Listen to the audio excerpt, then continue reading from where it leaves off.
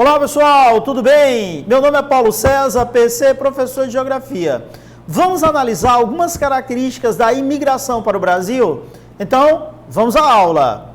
Bem, primeiro vamos analisar os chamados movimentos migratórios. Então, os movimentos migratórios, os chamados deslocamentos populacionais, eles podem ocorrer de modo diverso em âmbito interno e externo, de forma espontânea e de forma forçada. Veja que nós estamos falando de deslocamento populacional. A escravidão africana, a deportação de judeus, elas não se encaixariam como movimento migratório típico. Por quê? Porque foi forçado. Ele é um deslocamento populacional, mas não é um movimento migratório típico. Quais são as causas desses movimentos migratórios? Elas estão relacionadas a causas naturais, a causas econômicas, religiosas, étnicas ou políticas. Lembrando sempre que as causas econômicas são as principais, são elas que predominam em todo o planeta. Essas migrações, elas podem ser classificadas em duas categorias, em externas e internas. Então, no Brasil, as migrações internas, elas refletem principalmente as mudanças econômicas que estão ocorrendo em diferentes regiões do país. Tanto é que essas migrações internas no Brasil, elas estão ligadas principalmente aos chamados ciclos econômicos. Lembrando também que esse movimento migratório, ele pode ser um movimento definitivo ou pode ser um movimento temporário. Bem, a imigração para o Brasil, ela inicia de forma oficial em 1808, com a chegada da família real e a publicação de um decreto por Dom João VI. Esse decreto, ele concedia terras a estrangeiros residentes no Brasil e estimulava também, ou tentava estimular a entrada de europeus aqui no Brasil. Quais eram os objetivos desse decreto? Promover o embranquecimento da população, e aí você não deve entender isso como uma tentativa de promover uma miscigenação, não era isso, era simplesmente aumentar o percentual de brancos existente no Brasil. Então, quando a família real chegou aqui no Brasil, achava-se que o percentual de negros era elevado e eles pretendiam aumentar o percentual de brancos.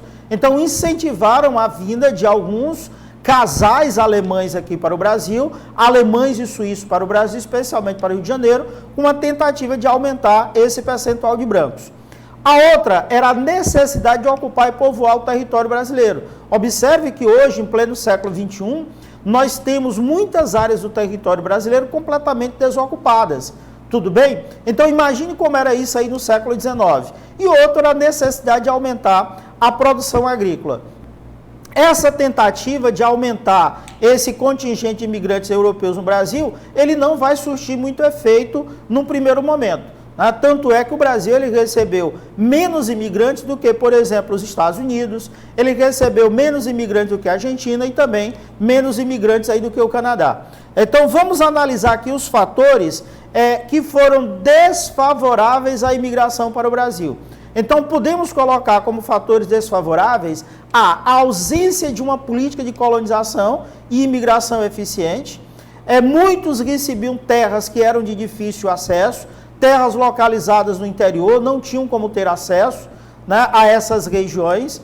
A implantação da Lei de Terras em 1850, que dizia que a partir daquele momento a terra só poderia ser obtida através da compra. Existia também a possibilidade de doação, mas em pontos extremos do território nacional. A falta de garantias para o imigrante, pensei que falta de garantia era essa. O imigrante ele não tinha garantia que aqui não ia ser caracterizado, não ia ser está na condição de escravo.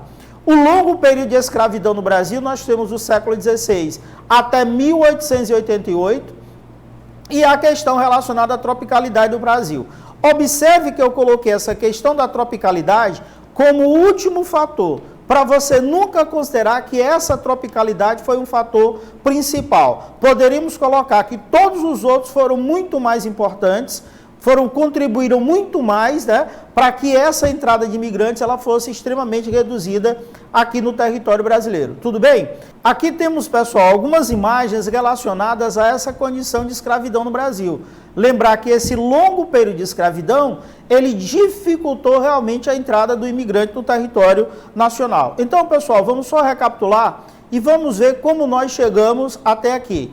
Então, primeiro nós classificamos esses movimentos migratórios como internos e externos, lembrando que aquela pessoa que sai, ele é migrante, quando ele chega, ele é o imigrante.